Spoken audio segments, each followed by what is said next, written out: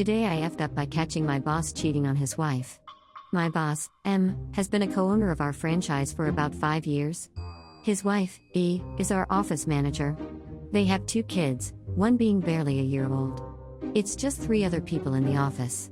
Me, and 2 female co-workers, A and R. Thursday afternoon while A was on lunch, I went to ask my boss about something, and I instead found him making out with R in his office. He had his hands wrapped around her waist, grabbing her butt, and her arms were around his neck.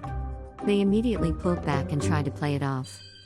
The next day, my husband and I had to stay home because he was exposed to someone with COVID, and we were both ill. I messaged E and told her we needed to talk in person, but she said she's out of town until next week and to call her, so I did. I told E about what happened, and she was in shock. M called my phone a few hours later while I was in the shower, and my husband answered. M asked that I call him back, but I couldn't bring myself to do it because of how bad my nerves and anxiety were after everything that happened. Today, I went to check my work email to see what was on the agenda for Monday. I was locked out. Tried to log into our scheduling website, and I couldn't get in there either.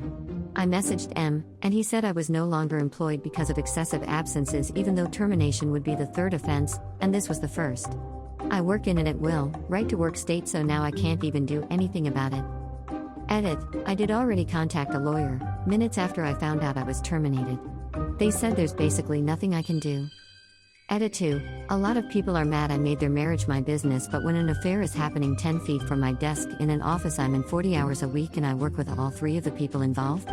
That's my business now. I didn't ask to walk in on them. It just happened. Maybe people shouldn't conduct their affairs where they work. But that's too hard for some of you to wrap your minds around.